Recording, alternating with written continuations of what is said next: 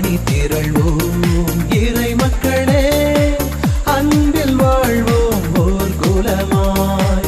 அனைத்தும் படைத்து அழைத்து காக்கும் அன்பு தெய்வம் அழைக்கின்றார்.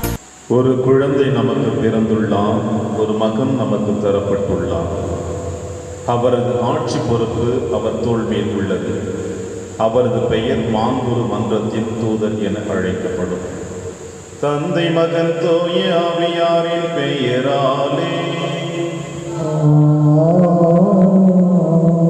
நம் ஆண்டவராகிய இயேசு கிறிஸ்துவின் அருளும் கடவுளின் அன்பும் தூய ஆவியாரின் நட்புறவும் உங்கள் அனைவரோடும் இருப்பதாக.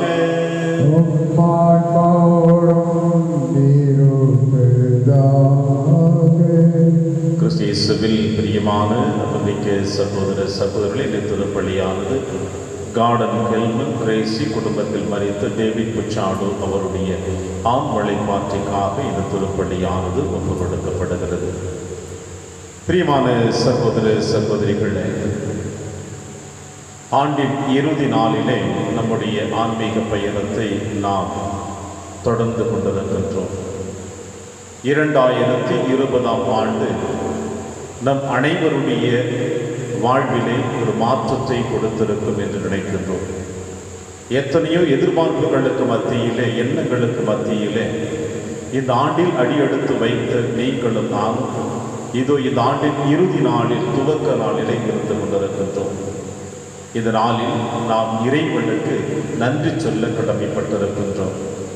இந்த ஆண்டு முழுவதுமாக எத்தனையோ இடர்களுக்கு மத்தியிலே, இயற்கை சீற்றங்களுக்கு மத்தியிலே, குடும்ப பிரச்சனைகளுக்கு மத்தியிலே, தனிப்பட்ட தவறுகளுக்கு மத்தியிலே இறைவன் உங்களையும் என்னையும் நிறைவாக ஆசீர்வதித்து பாதுகாத்து வழிநடத்தி வந்திருக்கின்றார். இந்த ஆசீர்வாதத்திற்காக நாம் ஆண்டவருக்கு நன்றி செலுத்துவோம். மேலும் இந்த ஆண்டு முழுவதுமாக நாம் இறைவனுக்கும் நம்மோடு வாழ்ந்து கொண்டிருக்கின்ற சக சகோதர சகோதரிகளுக்கும் துரோகங்கள் செய்திருந்தால், இறைவனை மறந்து உலக ஆசைகளின் மீது நமது நாட்டங்களை செலுத்தி இருந்தால், நம்முடைய தனிப்பட்ட தேவைகளுக்காக சுயநலத்திற்காக நம்மோடு வாழ்ந்து கொண்டிருந்தவர்களை மறுதளித்திருந்தால், அவர்களை காட்டிக் கொடுத்திருந்தால், அவர்களுக்கும் துரோகம் செய்திருந்தால், இதோ இந்த நாளிலே ஆண்டவருடைய திருமுன்னிலையில் நம்மை அர்ப்பணித்து அதற்கேற்ற மன்னிப்பையும் ஆண்டவரிடத்தில் பெற்று இந்த திருப்பலி வழியாக நாம் ஆண்டவரோடு இணைந்து பயணிப்போம். திருப்பலி ஒப்புக் கொடுக்க தகுதி பெறுவோர் நம்முடைய பாவங்களை ஏற்று மனம் வருந்துவோம். இறைவனின் மன்னிப்பை பெறுவோம். இல்லாமல்ல இறைவனிடமும் சகோதர சகோதரிகளே, உங்களிடமும் நான் பாவியினை ஏற்றுக்கொள்கின்றேன். ஏனெனில் என் சிந்தனையாலும் சொல்லாலும் செயலாலும் கடமையில் தவறியதாலும் பாவங்கள் பல செய்தேன். என் பாவமே, என் பாவமே, என் பெரும் பாவமே. ஆகையால் எப்போதும் கன்னியான புனித மரியாதையும் வான தூதர் புனிதர் அனைவரையும், சகோதர சகோதரிகளே, உங்களையும் நம் இறைவனாகிய ஆண்டவரிடம் எனக்காக வேண்டிக் கொள்ள மன்றாடுகின்றேன். இல்லாமல்ல இறைவன் நம்மை திறக்க வைத்து நம் பாவங்களை மன்னித்து நம்மை நிலை வாழ்வுக்கு அழைத்து செல்வராக. ஆமென். ஆண்டவரே இரக்கமாயிரும். ஆண்டவரே இரக்கமாயிரும். கிறிஸ்துவே இரக்கமாயிரும். கிறிஸ்துவே இரக்கமாயிரும். ஆண்டவரே இரக்கமாயிரும். ஆண்டவரே இரக்கமாயிரும். உன்னதங்களிலே கடவுளுக்கு மாட்சி உண்டாகுக. உலகிலே நன்மனதோர்க்கு அமைதியாகுக. உம்மை புகழ்கின்றோம், உம்மை வாழ்த்துகின்றோம், உம்மை ஆராதிக்கின்றோம், உம்மை மாட்சிப்படுத்துகின்றோம். உமது மேலான மாட்சியின் பொருட்டு உமக்கு நன்றி கூறுகின்றோம். ஆண்டவராகிய இறைவா, வானுலக அரசரே, எல்லாம் வந்த தந்தையாகிய இறைவா, ஒரே மகனாய் உதித்த ஆண்டவரே இயேசு கிறிஸ்துவே, ஆண்டவராகிய இறைவா, இறைவனின் செம்மறியே, தந்தையின் திருமகனே, உலகின் பாவங்களை போக்குபவரே, எங்கள் மேல் இரக்கமாயிரும். உலகின் பாவங்களை போக்குபவரே, எங்கள் மன்றாட்டை ஏற்றருளும். தந்தையின் வலப்பக்கம் வீற்றிருப்பவரே, எங்கள் மேல் இரக்கமாயிரும். ஏனெனில் இயேசு கிறிஸ்துவே, நீர் ஒருவரே தூயவர், நீர் ஒருவரே ஒருவரே ஆண்டவர், நீர் ஒருவரே உன்னதர், தூய ஆவியாரோடு தந்தையாகிய இறைவனின் மாட்சியில் இருப்பவர் நீரே. ஆமென். மன்றாடுவோமாக. என்றென்றும் உள்ள எல்லாம் வல்ல இறைவா, உம் திருமகனின் பிறப்பில் முழுமையான மனநிலையில் தொடக்கத்தையும் நிறைவையும் நிலைநிறுத்த திருவுளமான உம்மை வேண்டுகின்றோ. மனிதர் அனைவருடைய மீட்பின் முழுமையும் அடங்கியிருக்கின்ற அவரது உரிமை சொத்தில் நாங்கள் பங்கு கொள்ள அருள் புரிவீராக. உம்மோடு தூயாவியாரின் ஒன்றைப்பில் இறைவராய் என்றென்றும் வாழ்ந்து ஆட்சி செய்கிற எங்கள் ஆண்டவர் இயேசு கிறிஸ்து வழியாக உம்மை மன்றாடுகின்றோம்.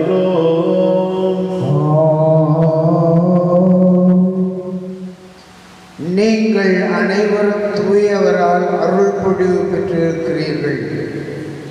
திருத்தூதர் யோவான் எழுதிய முதல் திருமுகத்திலிருந்து வாசகம்.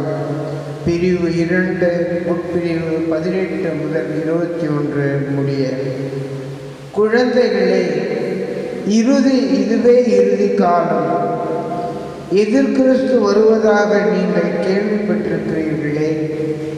இப்போது எதிர்கிறிஸ்துக்கள் பலர் தோன்றியுள்ளனர். ஆகவே இறுதி காலம் இதுவே என அறிகிறோம். இவர்கள் நம்மிடமிருந்து பிரிந்தவர்கள். உண்மையில் இவர்கள் நம்மை சேர்ந்தவர்களே அல்ல. நம்மை சேர்ந்தவர்களாக இருந்திருந்தால் நம்மோடு சேர்ந்தே இருந்திருப்பார்கள். ஆகையால் இவர்கள் நம்மை சேர்ந்தவர்கள் அல்ல என்பது வெள்ளிடைமலை. நீங்கள் தூயவரால் அருள் பொழிவு பெற்றிருக்கிறீர்கள். ஆகையால் நீங்கள் அறிவு பெற்றுள்ளீர்கள். நீங்கள் உண்மையை அறியவில்லை என்பதால் நான் உங்களுக்கு எழுதவில்லை.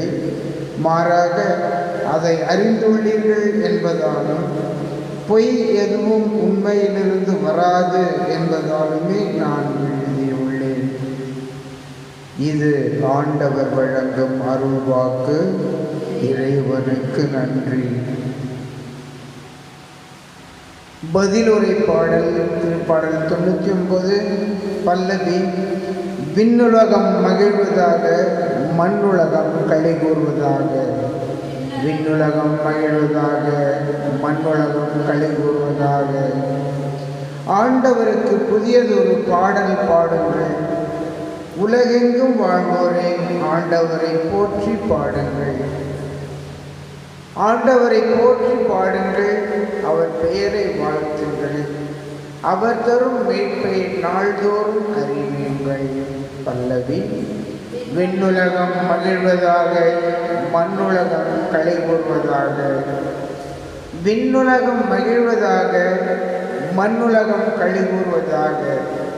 கடலும் அதில் நிறைந்துள்ளனவும் முழங்கட்டும். வயல்வெளியும் அதில் உள்ள அனைத்தும் களி கூறட்டும். அப்பொழுது காட்டில் உள்ள அனைத்து மரங்களும் அவர் திருமுன் களிப்புடன் பாடும். பல்லவி. விண்ணுலகம் மகிழ்வதாக, மண்ணுலகம் களி கூறுவதாக. ஏனெனில் அவர் வருகின்றார். மண்ணுலகிற்கு நீதி தீர்ப்பு வழங்க வருகின்றார். நில உலகை நீதியுடனும் மக்களினங்களை உண்மையுடனும் அவர் தீர்ப்பிடுவார். பல்லவி. விண்ணுலகம் மகிழ்வதாக, மண்ணுலகம் களி கூறுவதாக. வாழ்த்துளி. அல்லேலூயா, அல்லேலூயா. வாக்கு மனிதரானார், நம்மிடையே குடிகொண்டார். அவரை ஏற்றுக்கொண்ட ஒவ்வொருவரும் அவர் பிள்ளைகள், கடவுளின் பிள்ளைகளாக உரிமையை அளித்தார். அல்லேலூயா. ஆண்டவர்களோடு இருப்பாராக. தூய யோவான் எழுதிய பரிசுத்த நற்செய்தியிலிருந்து வாசகம். ஆண்டவரே, மாட்சி உமக்கு. தொடக்கத்தில் வாக்கு இருந்தது, அவ்வாக்கு கடவுளோடு இருந்தது, அவ்வாக்கு கடவுளாயும் இருந்தது. வாக்கு என்னும் அவரே தொடக்கத்தில் கடவுளோடு இருந்தார். அனைத்தும் அவரால் உண்டாயின. உண்டானது எதுவும் அவரால் அன்றி உண்டாகவில்லை. அவரிடம் வாழ்வு இருந்தது, அவ்வாழ்வு மனிதருக்கு ஒளியாயிருந்தது. அந்த ஒளி இருளில் ஒளிர்ந்தது, இருள் அதன் மேல் வெற்றி கொள்ளவில்லை. கடவுள் அனுப்பிய ஒருவர் இருந்தார், அவர் பெயர் யோவான். அவர் சான்று பகருமாறு வந்தார். அனைவரும் தம் வழியாக நம்புமாறு அவர் ஒளியை குறித்து சான்று பகர்ந்தார். அவர் அந்த ஒளி அல்ல, மாறாக ஒளியை குறித்து சான்று பகர வந்தவர். அனைத்து மனிதரையும் ஒளிர்விக்கும் உண்மையான ஒளி உலகிற்கு வந்து கொண்டிருந்தது. ஒளியான அவர் உலகில் இருந்தார். உலகு அவரால் தான் உண்டானது, ஆனால் உலகு அவரை அறிந்து கொள்ளவில்லை. அவர் தமக்குரியவர்களிடம் வந்தார், அவருக்கு உரியவர்கள் அவரை ஏற்றுக்கொள்ளவில்லை. அவரிடம் நம்பிக்கை கொண்டு அவரை ஏற்றுக்கொண்ட ஒவ்வொருவருக்கும் அவர் கடவுளின் பிள்ளைகள் ஆகும் உரிமையை அளித்தார்.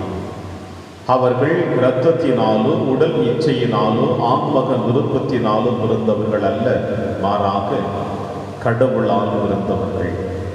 வாக்கு மனிதரான நம்மிடையே குடிகொண்டார். அவரது மாட்சியை நாங்கள் கண்டோம். அருளும் உண்மையும் நிறைந்து விளங்கிய அவர் தந்தையின் ஒரே மகன் என்னும் நிலையில் இம்மாட்சியை பெற்றிருந்தார்.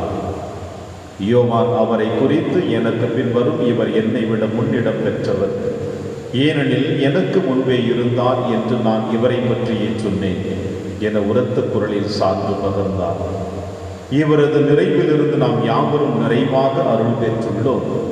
திருச்சட்டம் மோசே வழியாக கொடுக்கப்பட்டது, அருளும் உண்மையும் இயேசு கிறிஸ்து வழியாய் வெளிப்பட்டன. கடவுளை யாரும் என்றுமே கண்டதில்லை. தந்தையின் நெஞ்சத்திற்கு நெருக்கமானவரும் கடவுள் தன்மை கொண்டவருமான ஒரே மகனை அவரை வெளிப்படுத்தியுள்ளார். இது ஆண்டவர் வழங்கும் அருள்வாக்கு. கிறிஸ்துவே உமக்கு புகழ்.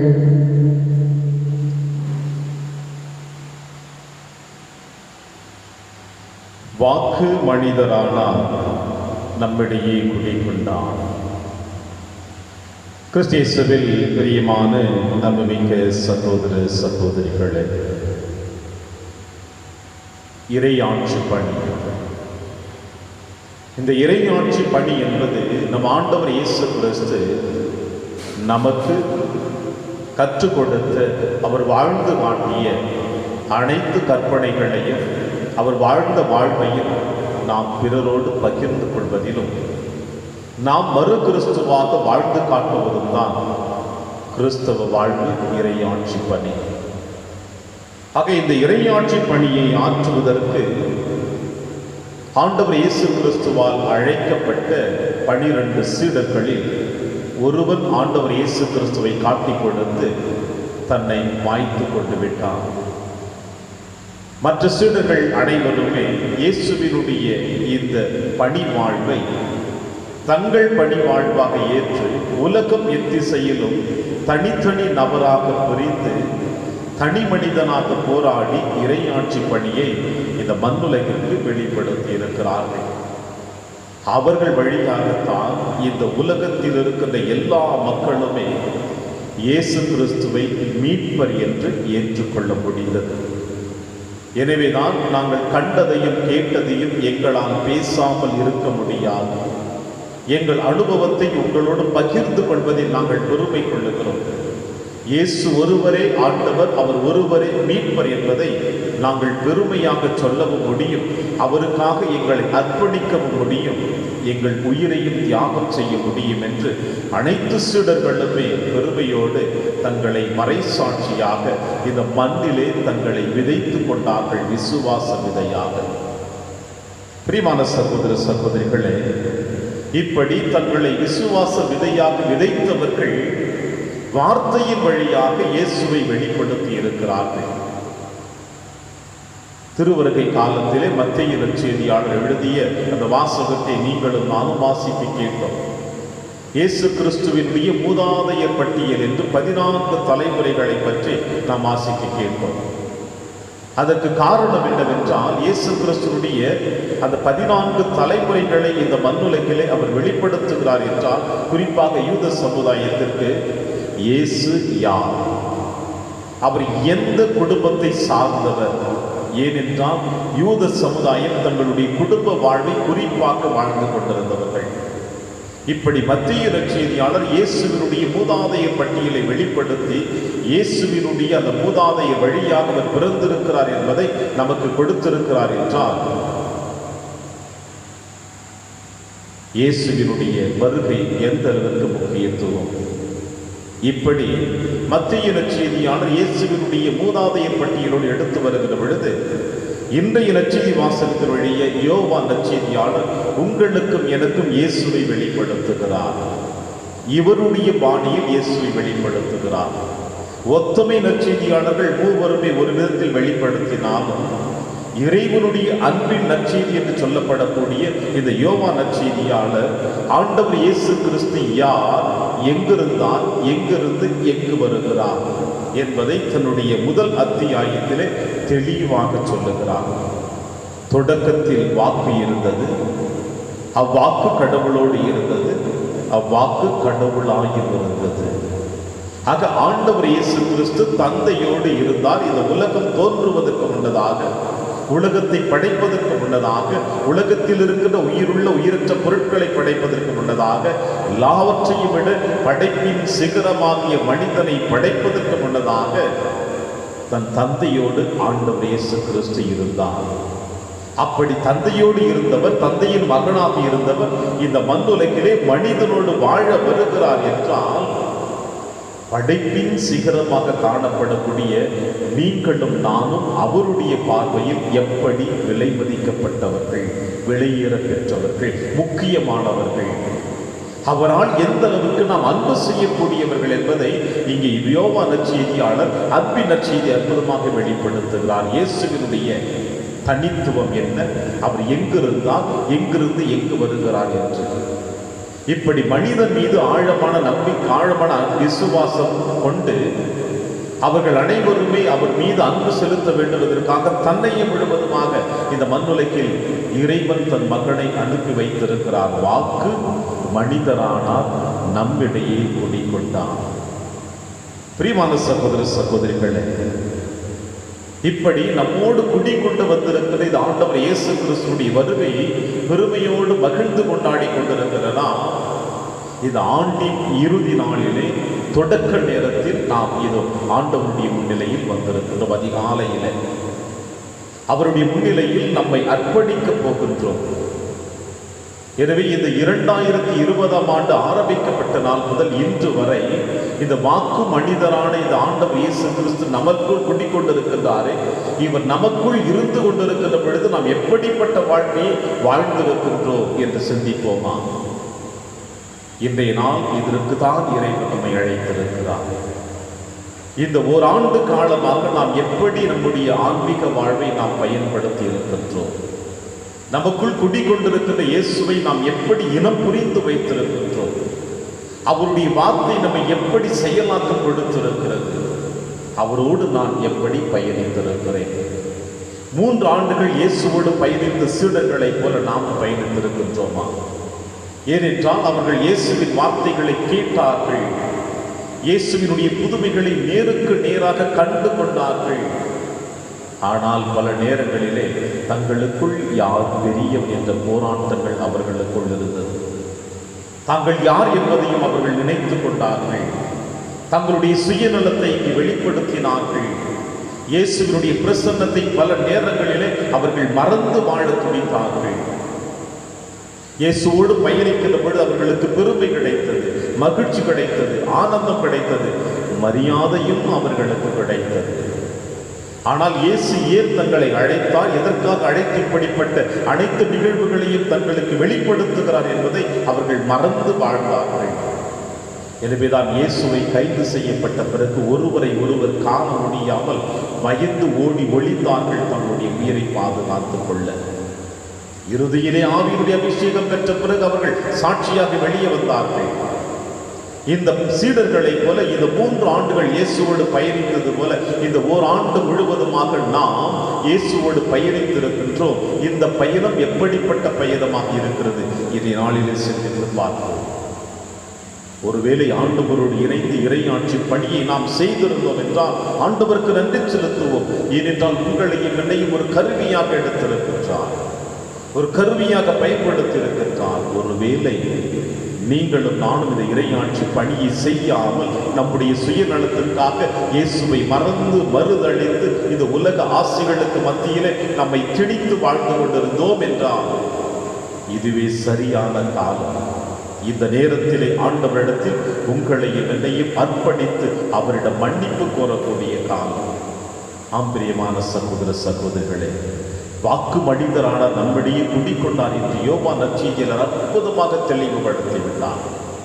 கிறிஸ்துவினுடைய ஒளியை பெற்றுக்கொள் என்று திருமுழுக்கை நாளிலே நீங்களும் நானும் இயேசுவின் ஒளியை பெறுகின்ற பொழுது அந்த வாக்கானவர் நமக்குள் குடிக்கொண்டு நம்மை கிறிஸ்தவன் என்று அழைக்க அனுமதி கொடுத்திருக்கின்றார். நமக்குள் கிறிஸ்து இருக்கிறார் என்ற அந்த அனுமதி கொடுத்திருக்கிறார். நான் உங்களோடு வாழ்ந்து கொண்டிருக்கின்றேன், உங்களுக்குள் வாழ்ந்து கொண்டிருக்கின்றேன். அவர் கொடுத்திருக்கின்ற அனுமதியை வைத்துத்தான் இந்த உலகத்திலே கிறிஸ்துவன் என்ற பெருமையோடு நாம் நடந்து கொண்டிருக்கின்றோம். ஆனால் அது பெருமைக்கு ஏற்றார்போல, பெயர்களுக்கு ஏற்றார்போல நாம் நம்முடைய வாழ்வில் வாழ்ந்து காட்டியிருக்கின்றோமா என்று சிந்தித்து, இதோ இந்த ஆண்டின் இறுதி நாளிலே அவருடைய நற்கருணை பணியிலே கலந்து கொண்டிருக்கிற நாம் அனைவரும் நாம் செய்த தவறுகளுக்காக, குற்றங்களுக்காக மனம் வருந்துவோம். ஒருவேளை நாம் அனைவருமே இறைவனுடைய விருப்பத்திற்கேற்றால் நடந்து கொண்டிருந்தோம் என்றால் ஆண்டவருக்கு நன்றி செலுத்தி அதே தொடர்ச்சியான பணியை நாமும் இந்த மண்ணுலகிலே தொடர்ந்து நடந்த இறைவன் நமக்கு நிறைவான ஆசீர்வாதத்தை கொடுக்க இந்த திருப்பலியின் வழியாக அவர் நாடுவோம். இறைவன் உங்களையும் என்னையும் நிறைவாக ஆசீர்வதிப்பார். ஆமென்.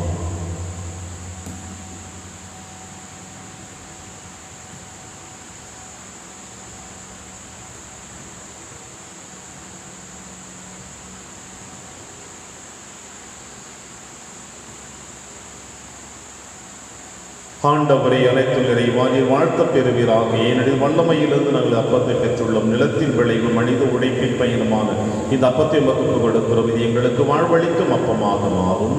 இறைவன் என்றென்றும் வாழ்த்த பெறுவாராக.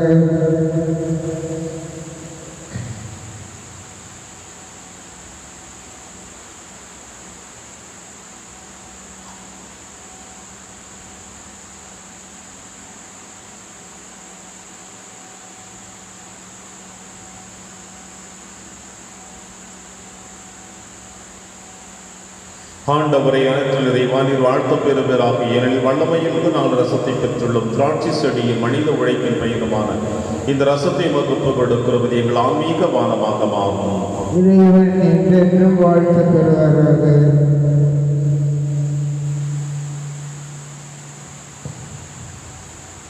சகோதர சகோதரிகளை, என்னுடையது உங்களுடையதுமான இப்பலி எல்லாம் வல்ல தந்தையாக இறைவனுக்கு ஏற்றதாகும்படி செவியுங்கள்.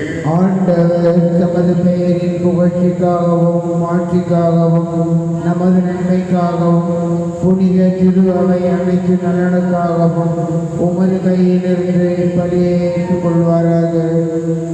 இறைவா, உண்மையான இறைப்பற்றுக்கும் அமைதிக்கும் காரணரை மாண்புக்குரிய உண்மையை காணிக்கை வழியாக தகுந்த முறையில் வழிபட நாங்கள் வேண்டுகின்றோம்.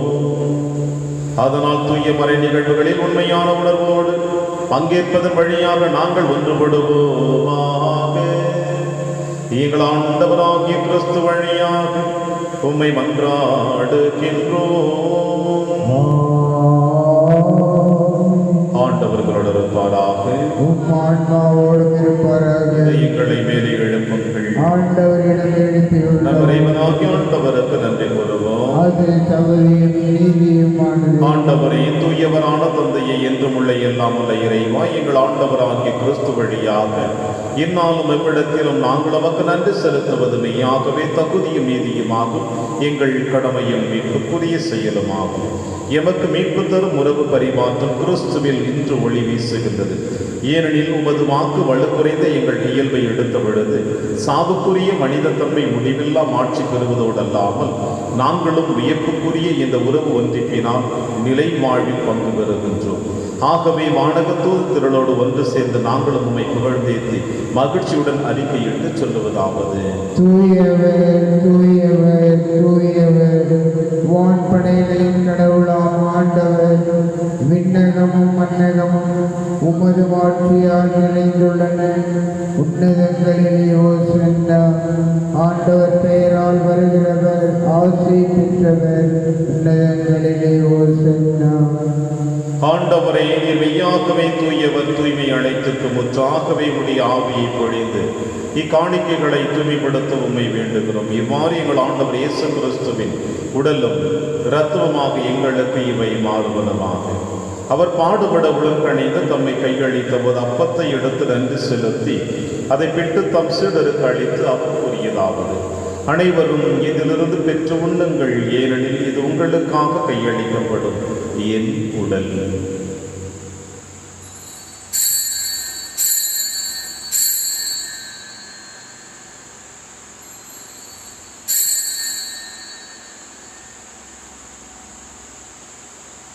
அவ்வண்ணமே இரவு விருந்தை அருந்திய பின் கிண்ணத்தையும் எடுத்து மீண்டுமுக்கு நன்றி கூறி தம் சீடர்களுக்கு அழைத்து அவர் கூறியதாவது: அனைவரும் இதிலிருந்து பெற்று பருகுங்கள், ஏனெனில் இது புதிய நிலையான உடன்படிக்கைக்குரிய என் இரத்தத்தின் கிண்ணம். இது பாவ மன்னிப்புக்கென்று உங்களுக்காகவும் பலருக்காகவும் சிந்தப்படும். இதை என் நினைவாக செய்யுங்கள்.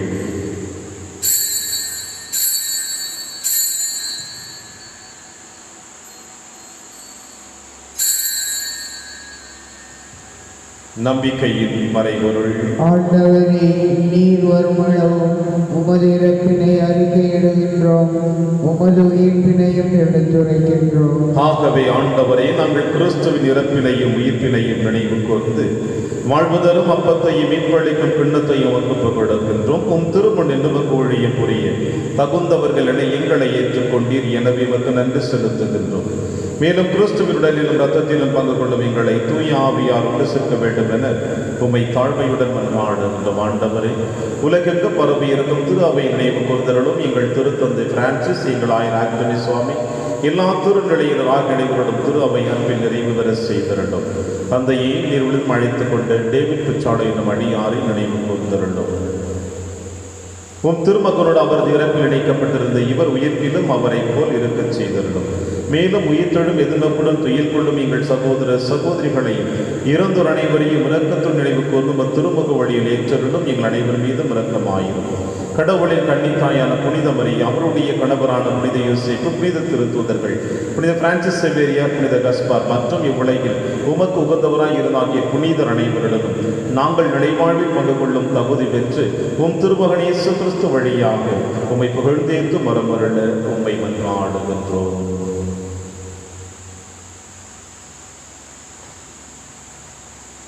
இவர் வழியாக இவரோடு இவரில் எல்லாம் அல்ல இறைவனாகிய தந்தையே, தூய ஆவியாரின் ஒன்றிப்பில் எல்லா புகழும் ஆட்சியும் என்றென்றும் உமக்கு உரியதே.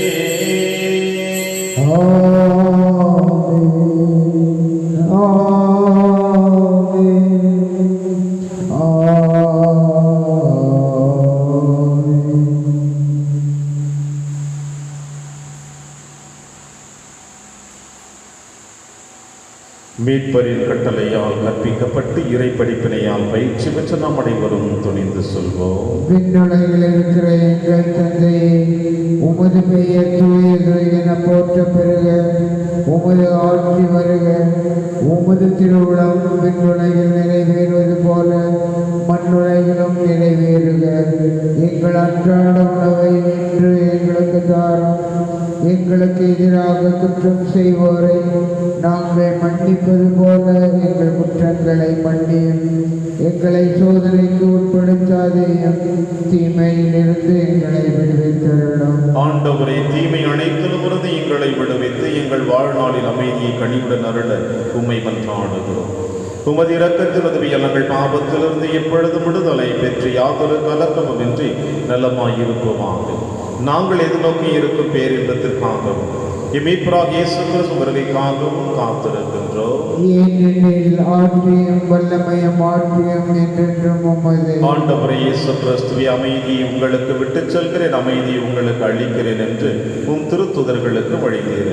எங்கள் பாவங்களை பாராமல் திரு அவையின் நம்பிக்கையை கண்ணோக்கி உமது திருவுளத்திற்கேற்பதற்கு அமைதியை முற்றும் அளித்துள்வீராக என்று வாழ்ந்து ஆட்சி செய்கின்றவர் நீரே. ஆண்டவருடைய அமைதி உங்கள் அனைவரோடும் என்று இருப்பதாக. ஒருவருக்கொருவர் உறவின் வாழ்த்தை அறிவித்து மகிழ்வோம். சமாதானம். உலகின் பாவங்களை போக்கும் இறைவனின் செம்மறியே எங்கள் மேல் இரக்கமாயிரும். உலகின் பாவங்களை போக்கும் இறைவனின் செம்மறியே எங்கள் மேல் இரக்கமாயிரும். உலகின் பாவங்களை போக்கும் இறைவனின் செம்மறியே எங்களுக்கு அமைதியை அளித்தருளும்.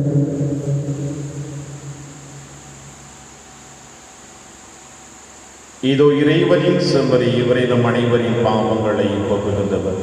செம்மறியின் விருந்துக்கு அழைக்க பெற்ற நம் அனைவரும் பெறுகின்றோம். ஆண்டவரே, நீர் என் இல்லத்தில் எழுந்தருள நான் தகுதியற்றவன்.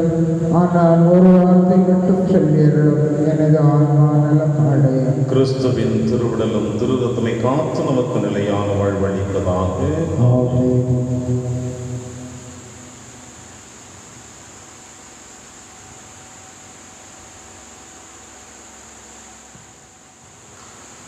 கிறிஸ்துவின் ஆன்மாவே என்னை புனிதமாக்கும். கிறிஸ்துவின் திருவுடலை என்னை மீட்டெழும். கிறிஸ்துவின் திரு இரத்தமே எனக்கு எழுச்சியூட்டும். கிறிஸ்துவின் விழாவின் கண்ணீரே என்னை கழுவிடுமே. கிறிஸ்துவின் பாடுகளே என்னை தேற்றிடுமே. ஓ நல்ல இயேசுவே, எனக்கு செவிசாயும். உம் திருக்காயங்களுள் என்னை மறைத்தருளும். உம்மிடமிருந்து என்னை பிரிய விடாதே. தீய பகைவிடமிருந்து என்னை காத்தருளும். எனது இறப்பின் வேளையில் என்னை அழைத்தருளும். உம்மிடம் வர எனக்கு கட்டளை தருளும். புனிதர்களோடு எக்காலமும் உம்மை புகழ செய்யும். ஆமென். அவர் வழியாக நாம் வாழ்வு பெறும் பொருட்டு கடவுள் தம் ஒரே மகனை உலகிற்கு அனுப்பினார். நன்றி கூறி மன்றாடுவோமாக. ஆண்டவரை, பல்வேறு உதவிகளால் வழிநடத்தப்படும் மக்கள் கூட்டம் உமது பரிவரக்கத்தின் உதவிகளை இக்காலத்திலும் வருகாலத்திலும் பெறுவதாக.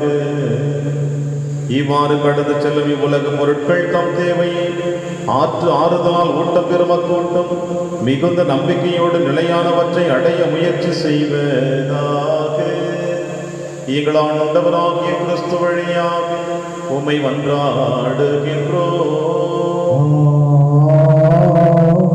ஆண்டவர் உங்களோடு இருப்பாராக.